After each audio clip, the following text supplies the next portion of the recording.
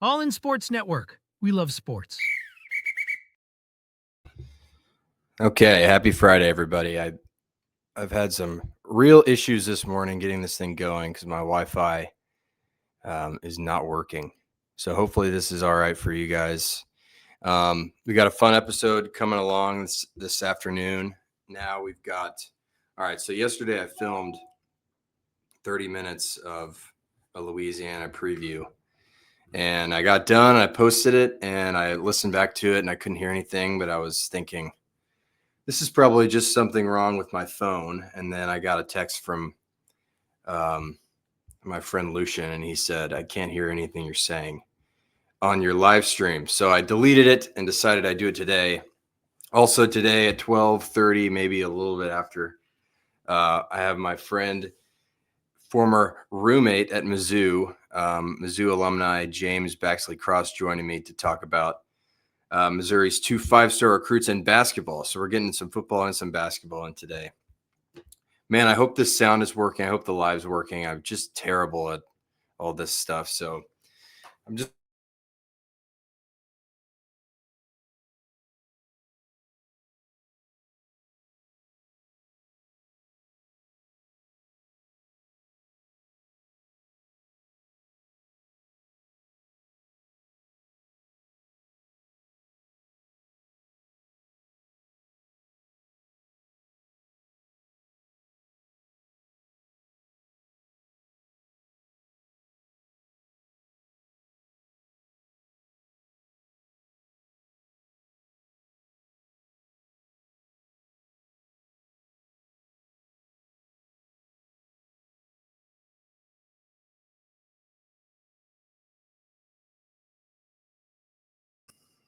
he was there even for longer than people thought, I think. And then he finally went to Florida, and he left Michael DeZormo, the offensive coordinator, his offensive coordinator. He left him in charge of the team. Billy Napier kind of sort of ransacked the cupboard and took a lot of Louisiana staff and players with him. So under DeZormo, it's been a bit of a rebuild. And now it's sort of shaping up and it's working out. They won 10 games last year. They're returning 9 starters off that team. The first 2 years under DeZormo, they won 6 games. They've made a bowl every year under him, lost all 3 of them. This guy's kind of a Louisiana Rajin Cajun lifer. He played quarterback there. I think he's in the top 10 of all-time passing yards, passing touchdowns, and rushing yards. So this guy is a Raging Cajun all the way. I think, looking at this team, it's an interesting spot because you're in between a big game against Kansas and a big game against South Carolina. So this is one of those games that could be considered a bit of a trap game, just because of the fact that this Louisiana program is good. They've played Power 5 programs before on the road and won. Like I remember in 2020.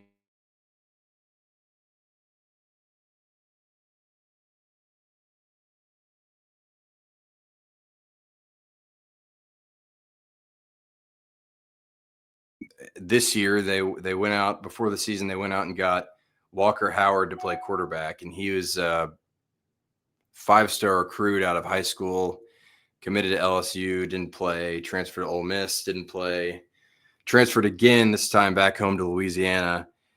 People were really excited about him. In his first game, Louisiana played Rice. He really didn't throw the ball that well. He was 10 for 22 with 88 yards and an interception, but he ran well, and that's part of his game that makes him difficult to defend, at least in high school last time we kind of got to see him play. But he ran for 47 yards and a touchdown on 9 carries. And towards the end of the game, as Louisiana was trying to mount a comeback, he was looking better as the game went on before he got hurt. And it turns out the injury late in I think it was early in the fourth quarter, his injury turned out to be pretty serious. I believe it's some sort of oblique injury. Definitely not playing against Mizzou. There's a chance he's out for the year. Unfortunate for them because this is a a blue chip high school recruit that had a chance to be a big part of this offense. And now they have a guy named Daniel Beal, who's a redshirt freshman, played a little bit last year, got in at the end of the Rice game. By the way, Louisiana lost to Rice 14-12 in week 1. Daniel Beal got in a little bit. He went 0 for 6 for 0 yards, obviously. Did not look good there. And he started against McNeese last week and looked a lot better. I mean, not a lot better, but he looked more comfortable. He was 14-22, threw for 86 yards and a touchdown, ran for 18 yards. So one area where Missouri is definitely going to have the advantage is, this defensive line, if they can bother Daniel Beal, a guy who has not played in an environment like Furrow Field ever, and it's his first start this year. I'm not sure if he started a game.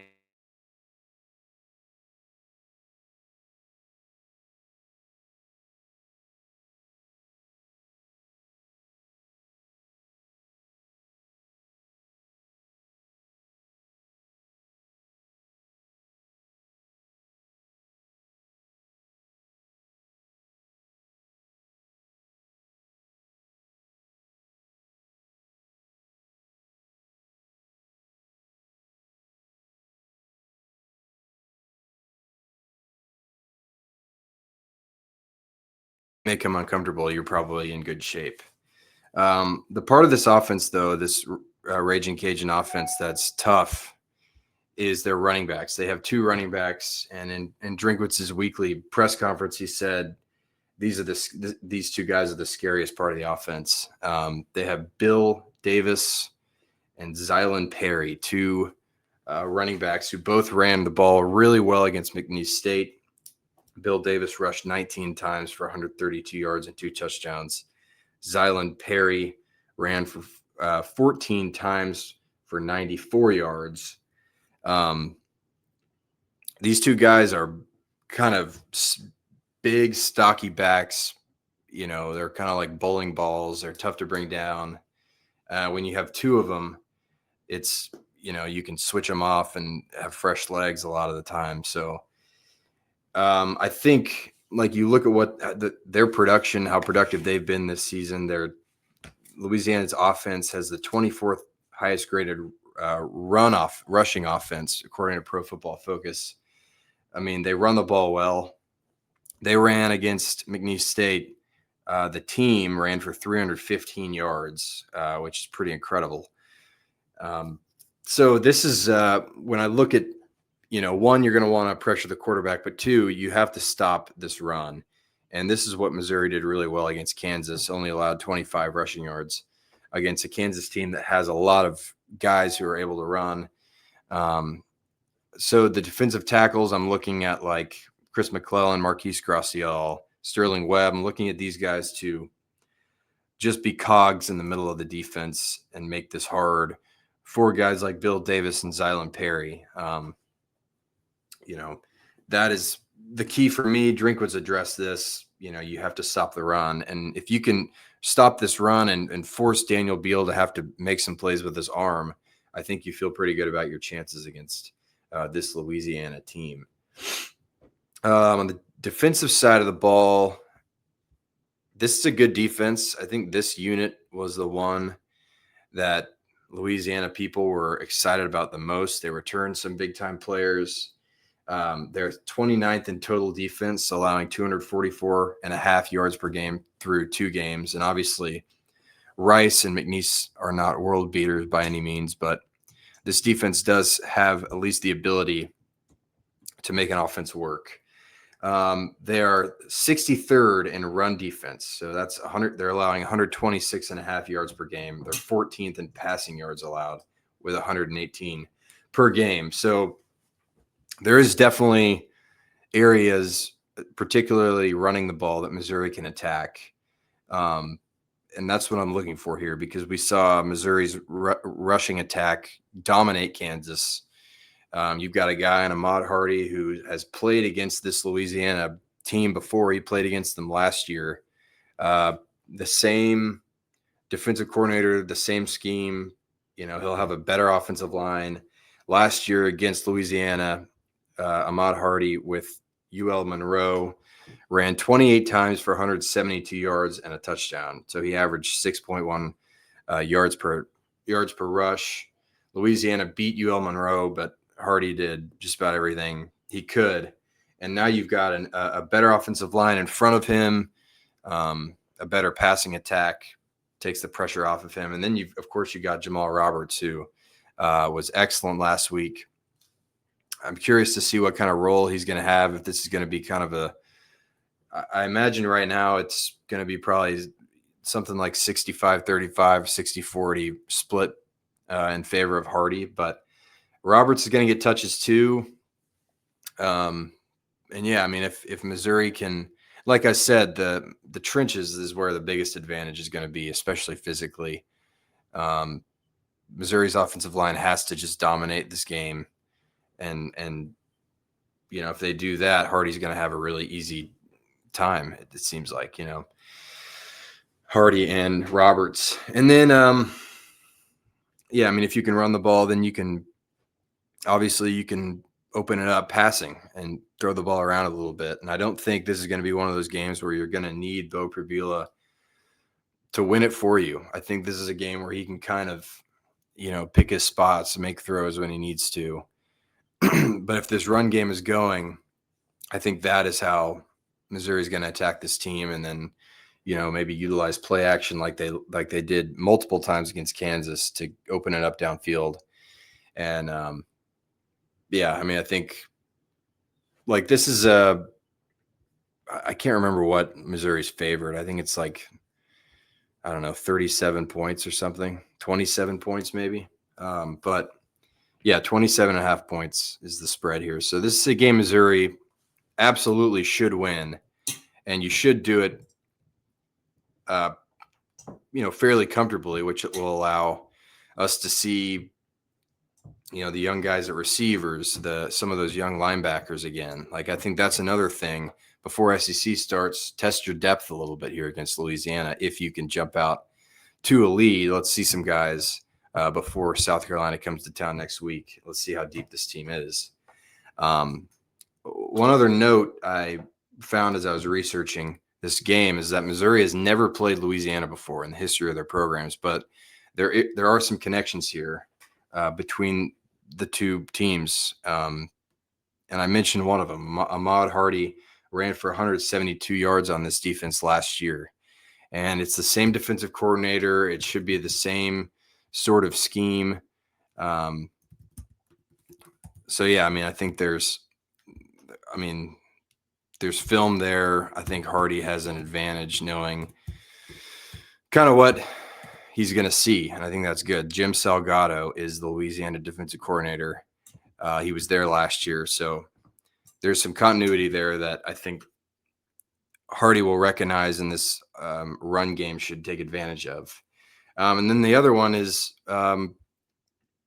Drinkwitz coached against this team in 2019 with Appalachian State. His one season as head coach at App State. They played against Louisiana and they beat him 45-38. And in his press conference, he talked about that game and how, since that 2019 season, a lot of the stuff that Louisiana does is the exact same, because Michael DeZormo, the now head coach, was offensive coordinator then. So you're getting a lot of the same schemes, personnel. Drinkwitz talked about how they'll continue they ran a lot of outside zone then. They'll keep doing that. Outside zone running. They do multiple personnel. They utilize their tight ends in a big way, which is something that Kansas took advantage of last week with their, whatever 7th-year senior, that tight end Hanukkah had a big game against Missouri. So this is another test. See if they can fix that up. They also run a lot of play action. They run kind of on defense. They still kind of run a 4-3, I think is what he was talking about. And based on what I've seen, that's sort of what I recognize the defense as. So, excuse me. So, there's familiarity. That's another big deal.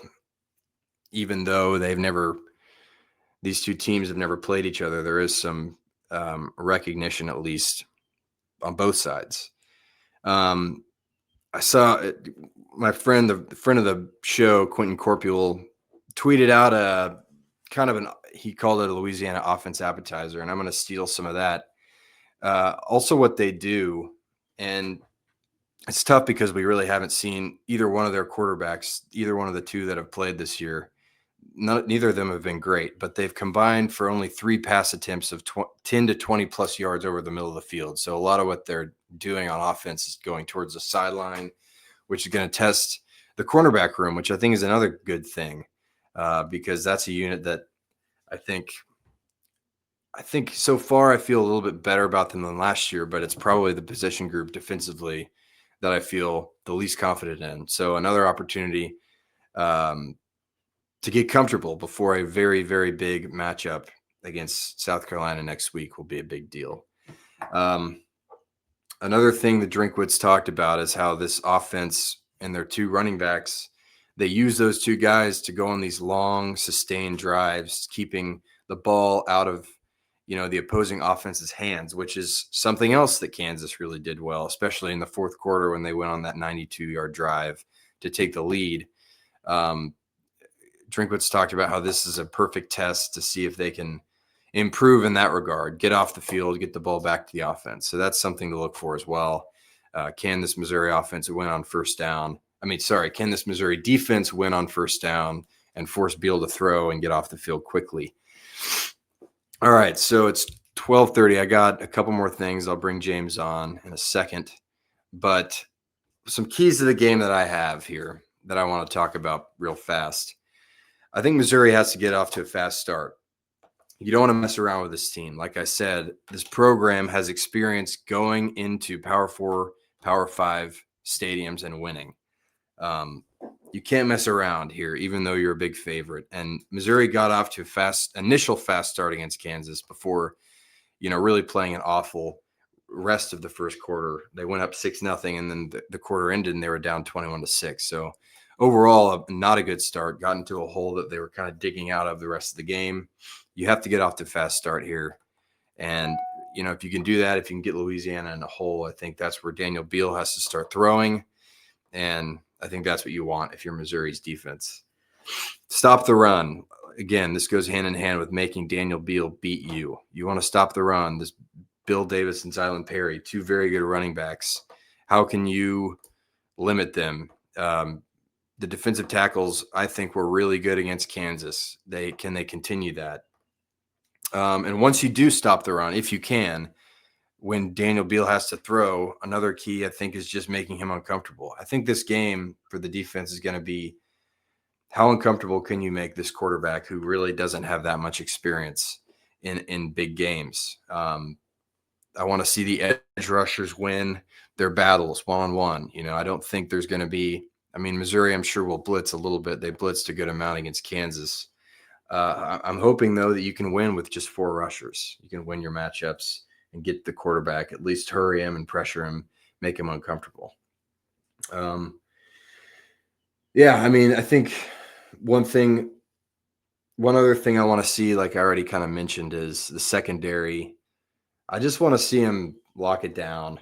I think that'll make it, it'll be good for them to have a big game before they have to play against a quarterback like Lenora Sellers. I just want to see them defend well. They did a good job in the man coverage last week. In zone coverage, they struggled a lot, particularly in that fourth quarter on that long drive. Kansas got whatever they wanted. So just settling in, being more effective and more consistent, especially from the cornerbacks, is one other thing I want to see. But we'll see. I'm excited for this game. It's interesting because it's a relatively easy game between 2 games that mean a lot to Missouri. Like I said, you have the Kansas game before this. Right after it, you have SEC play opening up against South Carolina.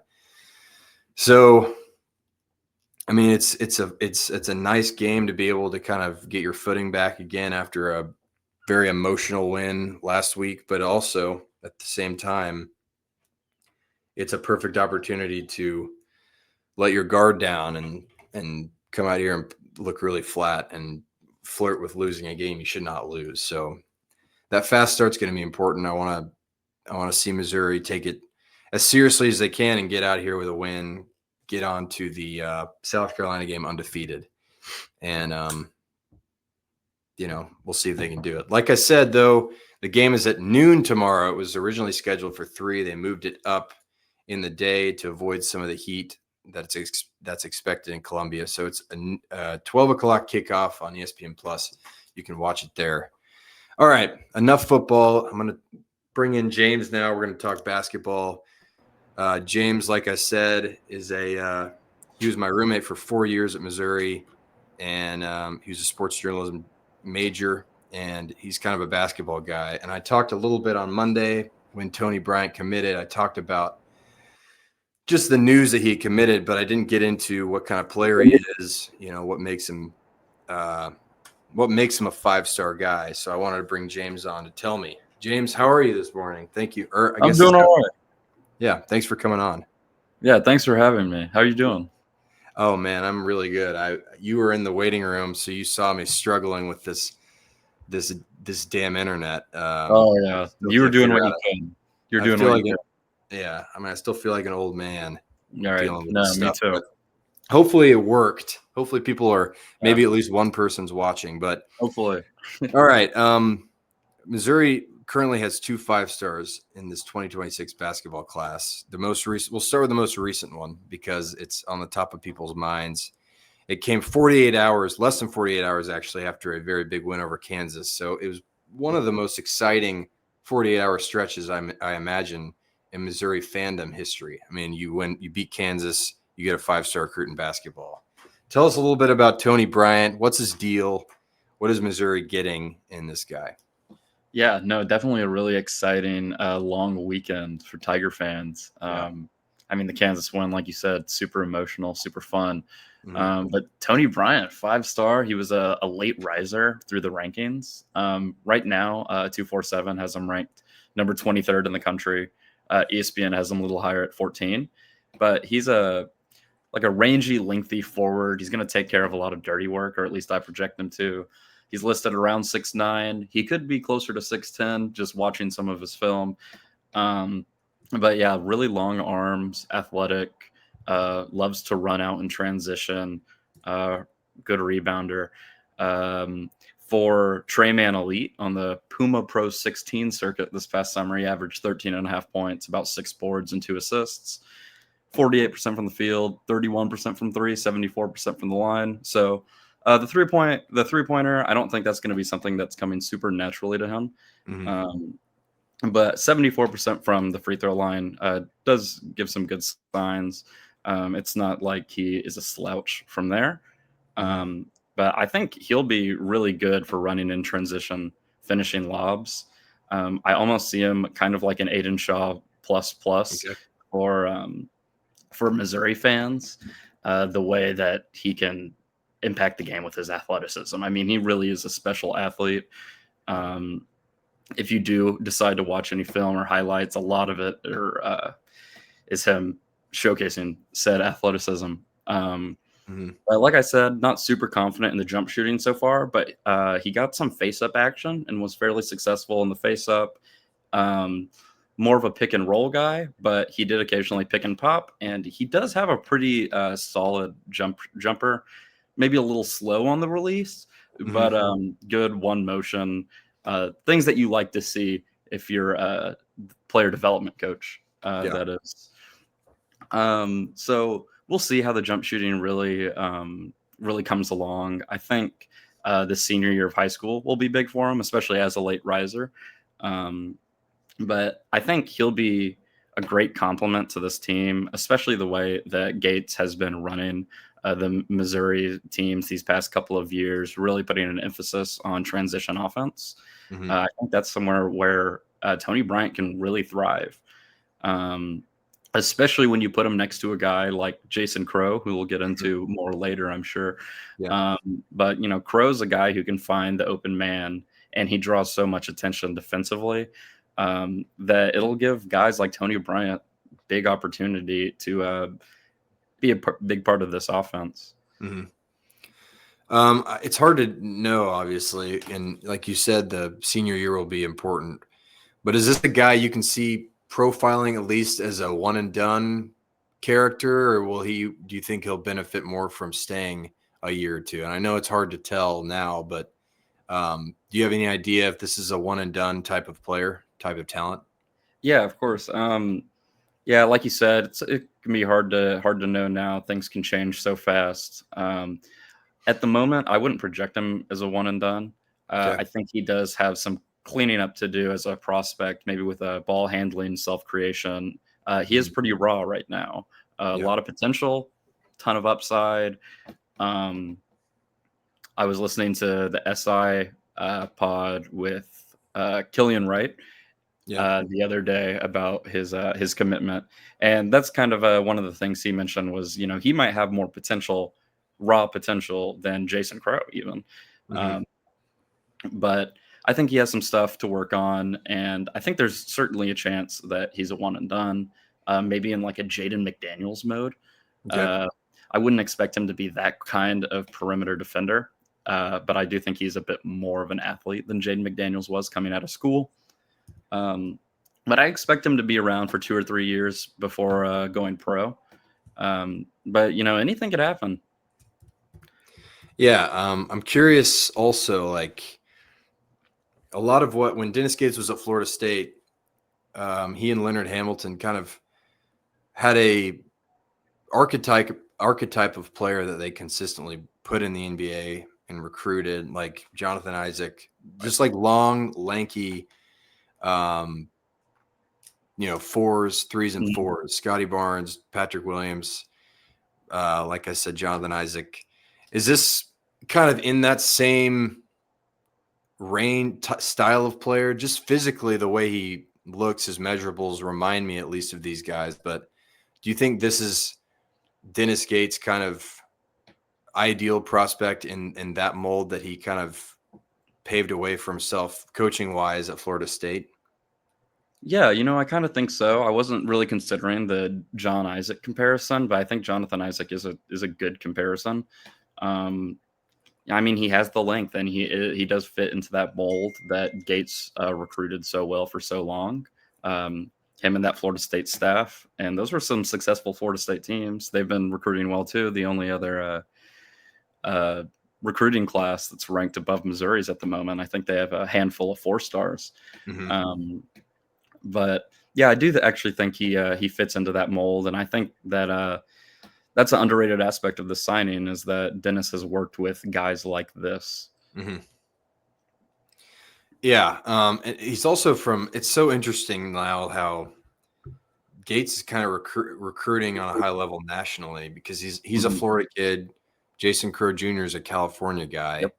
I imagine Gates still has plenty of ties in Florida, but Oh, just the national scale of how he's recruiting, I think has been really cool to watch.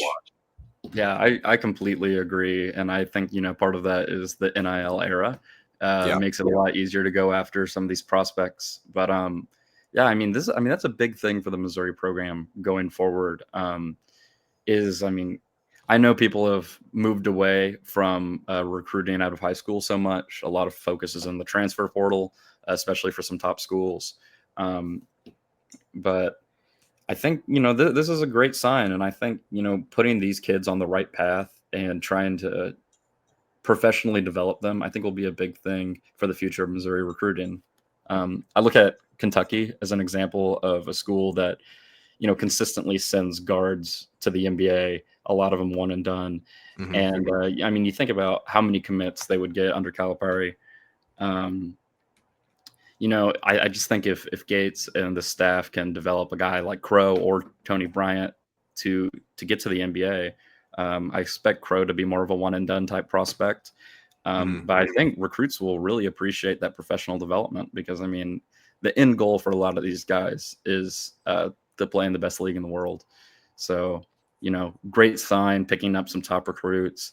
Now we just got to do something with them. Exactly. Yeah.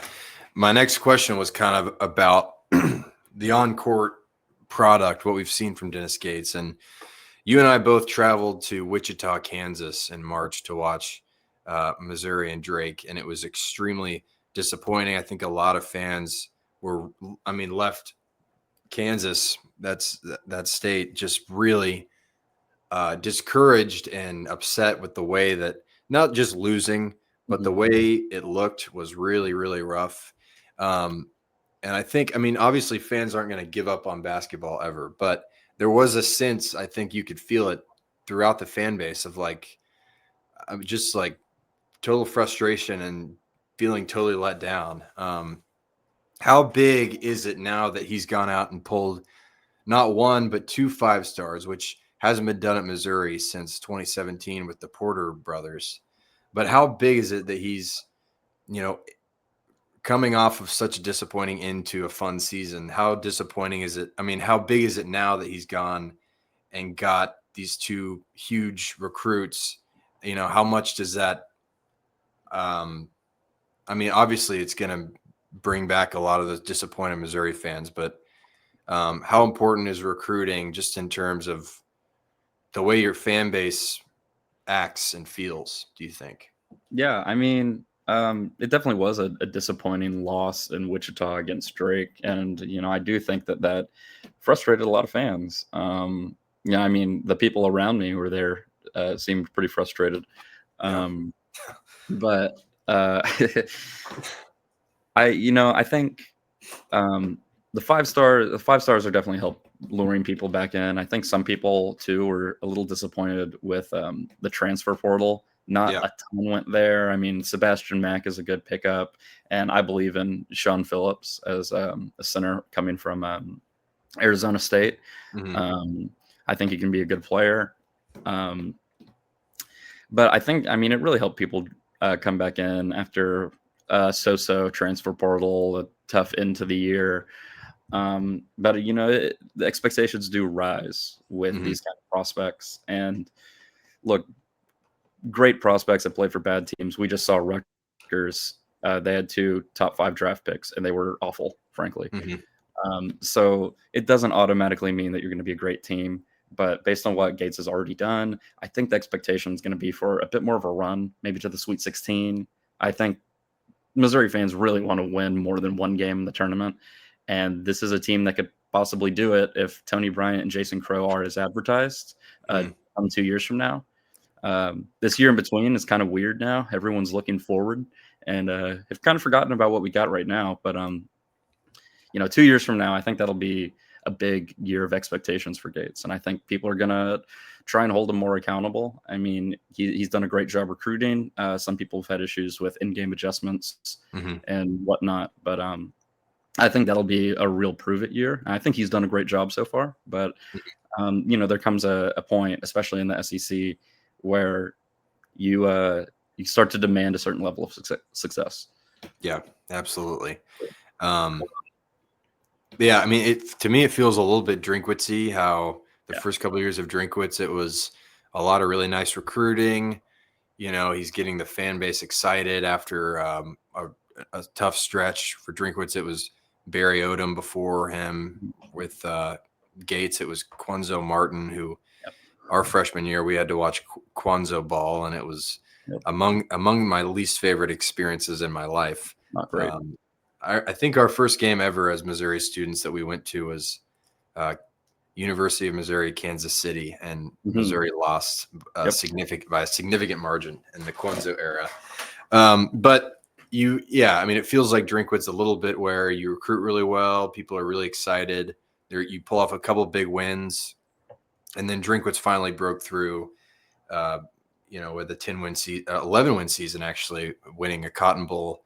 Now you're kind of waiting on Gates to have a breakthrough, make a run. And I do want to ask you a little bit about the current team and a little bit just how you feel about the guys coming back and the additions. But first, I want to talk about the other 5-star who 247 Sports has as the number 3 player in the country. He's from Inglewood, California. He committed back in July.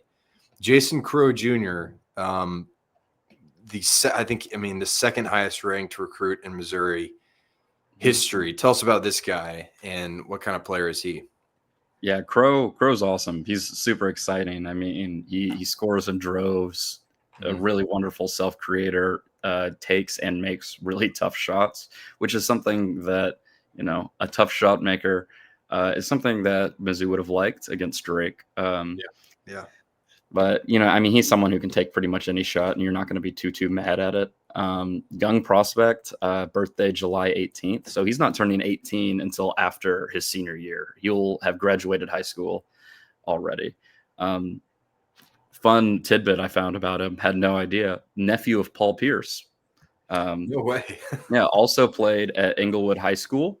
Okay. But yeah, that's his nephew. He played AAU ball briefly for the Why Not AAU team. That's Russell Westbrook's. And apparently they have some form of contact. They talk every so often, which is, it's always cool to see those kind of parallels, especially with such great players. But yeah, Crow, he's really, really quite the player. He led EYBL in scoring this last session. They had his stats at 26.5 points, 3 assists, and 2.5 rebounds. He led EYBL with the number 1 ranked player in the country as his teammate, Tyron Stokes. Wow. So, to be a primary shot taker on the team with literally the best guy in the country per pretty much every outlet for 2026. It says something about him, and he's been doing it for a long time. I found a cool article from Zag's blog, which is not about Gonzaga. It's a guy named Adam Zagoria. So, I've been confused by that before. Yeah. So, but as a freshman, he won the CIF California, state title, and he averaged 36.4 points, 4.8 assists, 3.4 steals, and 2.6 rebounds as a freshman. Now, I'll put a small asterisk there. He was coached by his dad, and apparently they only played about 6 guys deep, and everyone except one was a freshman. So not fighting for a lot of opportunities, I imagine. But he's been incredible. He's up to over 3,000 career points going into his senior year, which is pretty incredible. A lot of high school players will celebrate hitting the 1,000-point mark in their junior or senior year, and he did that, I believe, as a freshman. Gosh. So yeah, that's nuts. He puts the ball in the basket. He loves. He has NBA range. If you go watch some of his highlights, he's shooting from 5-6 feet behind the arc. Loves step backs. Loves a hop step. If you watch a lot of his paint touches, really creative finisher. He's really good at finishing with both hands. You see him going baseline a lot, going up and under, and finishing with the right really well, which is something that you always want to see from lefties. And anyone, you want to see the ability to finish with both hands, especially such a high recruit. But even though he's a super scorer by all means, he does have the ability definitely to read the defense. He attracts a lot of attention, and he's smart enough to make the play, find the open guy. I wouldn't call him like a supernatural playmaker, but he will make the right play, and I'm pretty confident in that. And I expect him to be one and done. And I think that would be best for, honestly, this Missouri program to show that we can make a guy a pro. Yeah. All right. So you do think he's a one and done. I hate to put you on the spot, but is there a player that he reminds you of when you watch him play? Is there any guy that kind of his play style reminds you of him? Ooh, that's a fun one. It's kind of tough. At this level, he's a really slithery finisher. It's a great question, actually. I hate to put you on the spot. Maybe I don't want to say Rockets Harden. I think he's a more creative finisher around the basket, even though Harden was great there. But I think the left hand shooting, the step back, the ability to score, it's such a high rate. Off the top of my head, I'll say Harden, but all right, I don't think that's perfect. I don't think it's a perfect comparison. Right. It was a pop quiz. You did well. Yeah. Well, before I let you go, I guess one more I have before we get into this year's team. How do how do you think Jason Crow and Tony Bryant fit together? How do they, what parts of each other's games will they feed off of in 2026 when we finally get to see them on the court together? Yeah, I think this is one of the most fun parts about it. I think that they're going to complement each other really, really well. I mean, the way that Tony Bryant runs in transition, I mean, he's making it easy on his guards. I think they're going to run a lot of pick and roll, some two-man game. Right now Tony Bryant projects as probably the starting four. I think most people are going to pencil in Jason Crow as a starter, especially with the expectation that Anthony Robinson might try and enter the NBA draft after this year. That remains to be seen, but yeah, I think that they're going to have a really good game. I think they're going to play off of each other really well. I mean, putting an athlete like that next to a creator like Crow, even though he does so much to get himself open, like I said, he can make the right play. And I think also on that, there's a kid, Aiden Chronister, who Missouri is currently recruiting. Yeah. He's scheduled to visit Mizzou on, I think, next week. I think that sounds right. Yeah, I was reading about him this morning. So should be visiting next week. Right now, he just completed a visit at Wake Forest yesterday. Scheduled visits for St. Louis, Arkansas State, and Oklahoma State. 4-star, number 71 by 247. Projects as kind of a standstill shooter at the college level, but at 6'8", great positional size. And if you want to get a little extra excited, he's been good at the high school level, finishing through contact and doing a little bit more self-creation. I wouldn't expect that much should he come to a team with Jason Crow. I think he would probably do a lot of running off screens and whatnot. But I mean, that's a guy who can really help space the floor, especially if Tony Bryant, the concerns with that 3-point shot pan out to be true. I think a guy like Aiden Chronister could be big. So, you don't know. He's from the Fayetteville area. He's playing in Fayetteville. He has a Razorbacks offer. But Mizzou was the first Power 4 school to offer him back in July of 23. They were only beat out by Troy and High Point University. So first big school to really get on him. And, hopefully he appreciates that loyalty. That's something Tony Bryant said in his commitment, that Missouri was one of the first teams to look at him, and he appreciated that. And that's part of why he stayed on board. Yeah. And if you get a guy like Chronister, I mean, it's fun to look at these class rankings, but getting a guy like Chronister probably puts Missouri at the best class in the country. So that's something to keep an eye on. That would be pretty exciting as well. Yeah. Yeah. All right. Yeah, that's I've got some questions, 1 or 2 questions before I let you go about this year's team. Because like you said, there's a lot of excitement about 2026 because you've got these 2 guys coming in. But this year's team, a team that's returning some key players from a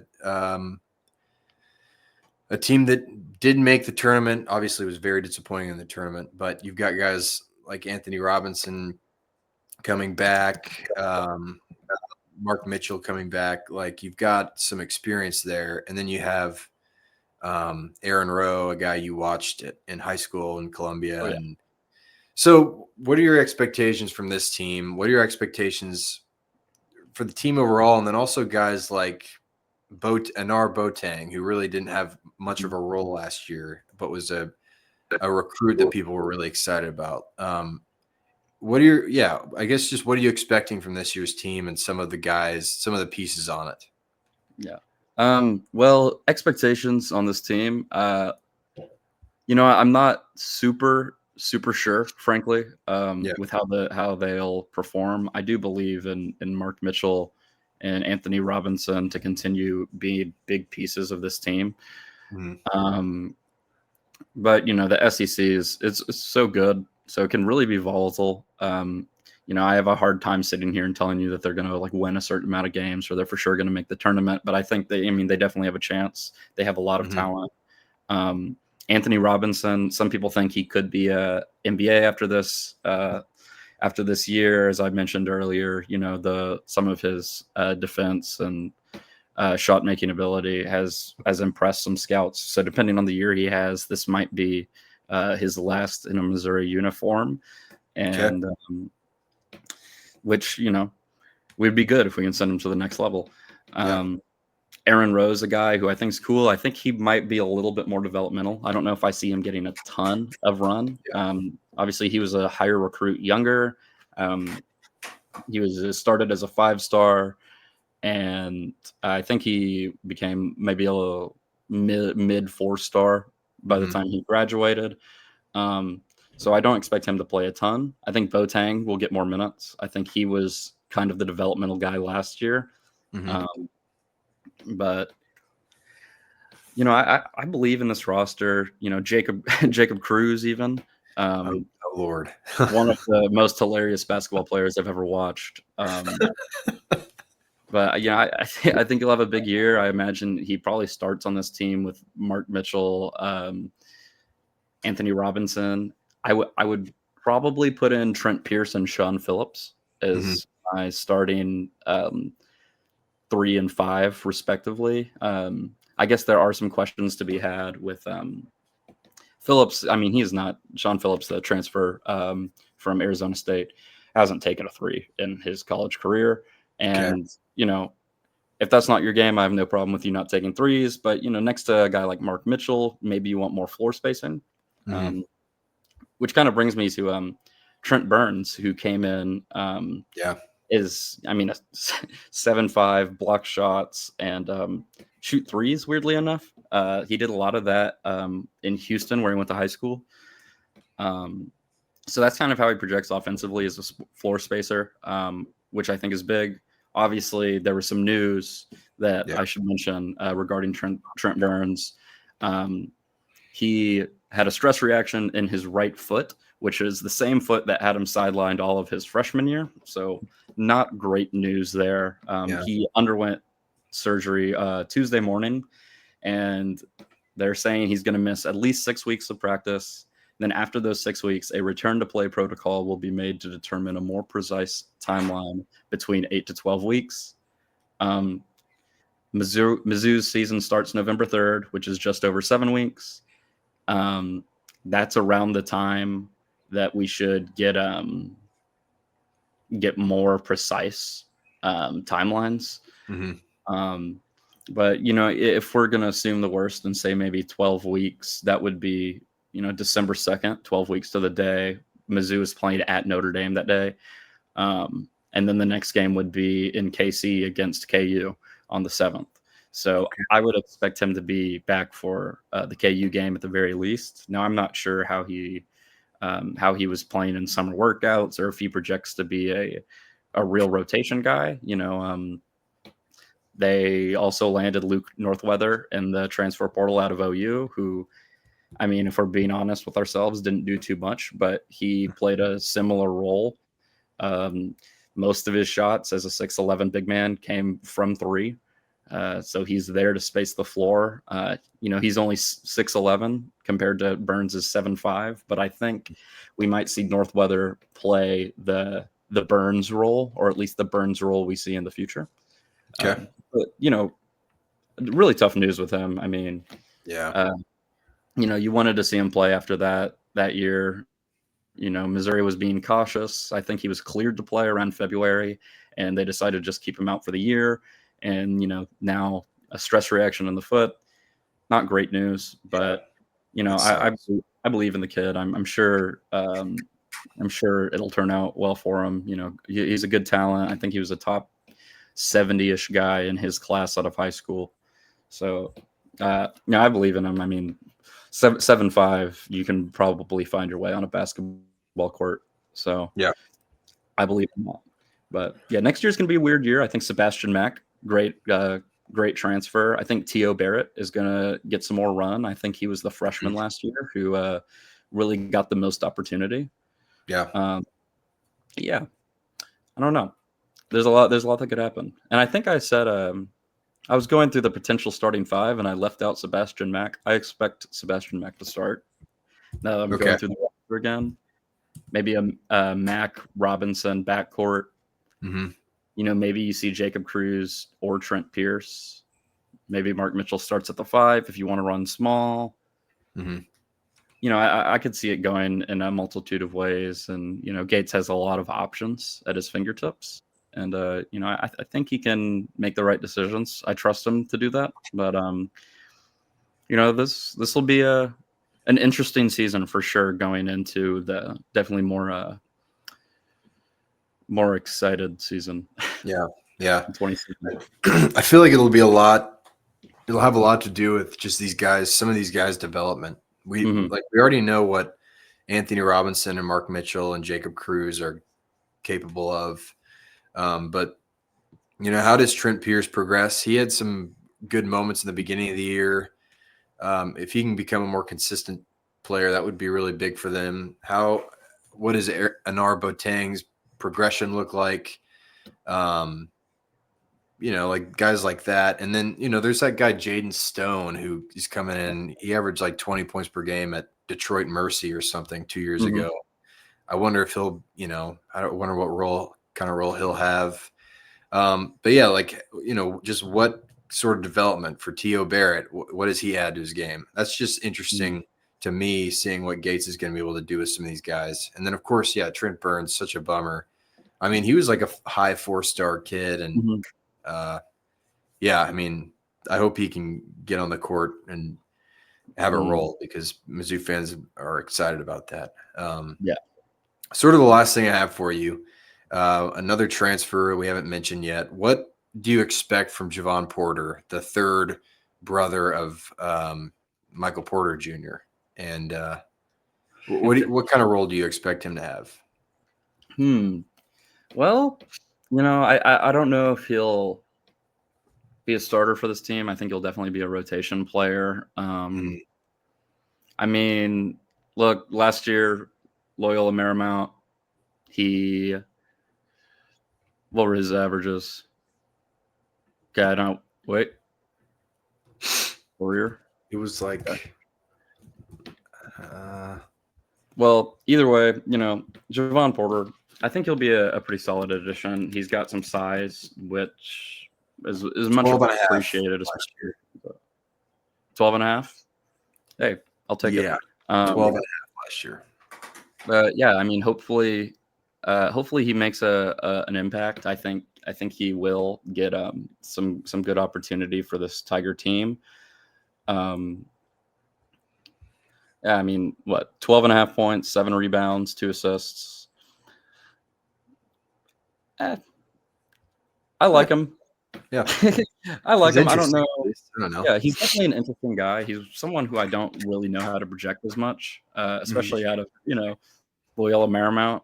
But, people surprise every day. I mean, Dalton Connect came from Northern Colorado and became one of the best players in the country. So yeah, anything's possible. As long as he isn't gambling on games and doing weird podcasts, then he's doing a little better than his brothers, I guess. I mean, maybe that's unfair to say. Big Michael fan, but he's had some weird stuff this offseason. We've got some comments we can talk about before we leave. Wonderful. Lucian Cariff asks, or he says, it reminds me of Trevon Brazile, a former Mizzou Tiger who's now in his 8th season at Arkansas. Yeah, 8th, and he's been there for a decade now. Yeah, he might be 35 by the time he graduates. I can see actually a bit of a Brazil Tony Bryant comparison there. Okay. Lengthy, athletic, super athletic guys. You really got to hope that that Bryant is healthier with the injury bug. I mean, poor Brazil. He's had some tough luck with injuries. But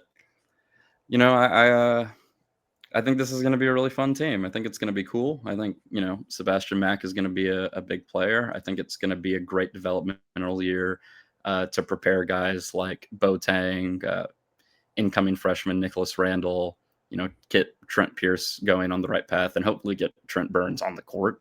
Mhm. But, if you can have these guys comfortable for next year and you have like good basketball players to surround the young dynamic duo and Tony Bryant and Jason Crow with, Mhm. I think that there's some sunlight in the future. Yeah, it's definitely exciting. Yeah, it really all is. right, we've got 2 more questions, one for each of us. We'll do these quickly so we can let you go. You've been very generous with your time, but I from love some it. fella named Andrew Carson, we've got, for Davis, would you rather see Crystal Palace win the Premier League or Mizzou win a national championship in football? I will say, Andrew, I would rather see Mizzou win a national championship in football. I love Palace, but I'm gonna have to go with Mizzou national championship in football. Very good question, though. I think, very good question. For James, would you rather see Mizzou win March Madness or the Mavs win an NBA championship without Nico Harrison? Yeah, great addition to that. Yeah, that's important. Man, that's a really tough question. I've been in love with the Dallas Mavericks for a long time, and I have a complicated relationship with that team right now for obvious reasons. Yeah. But if Nico's not a part of that, just for how long I've loved this Maverick team, I think I might have to lean towards a Maverick championship. But Yeah. boy, would it be electric if Missouri was able to win a national championship in basketball. That would be crazy. That would be incredible. Yeah. Yeah. Good questions, Andrew. So I would rather see Mizzou win a national championship in football than Palace win the Premier League, which would be incredible. And James would rather see the Mavs win without Nico Barely. over Mizzou win March Madness. Good questions. All right. I think that's all we have for you. James, thank you very much for joining. I'm going to bring you back on when we have any sort of basketball to talk about. Sweet. I love it. I'm excited. Yeah, I appreciate you coming on and spending some time. We've got Mizzou on Saturday. Mizzou plays Louisiana on Saturday. They kick off at noon on ESPN Plus. I don't think I'm going to do an immediate reaction show. I think I'm going to save that for Monday. So come back on Monday, and I'll talk about that game, and then we'll get next week going. But we appreciate everybody for joining. Thank you to Rogue Media. Thank you to Corey Dickman for making this all happen. I appreciate it. Happy Friday. Enjoy your weekend. MIZ. Sure. MIZ, ZOU. All in Sports Network. We love sports.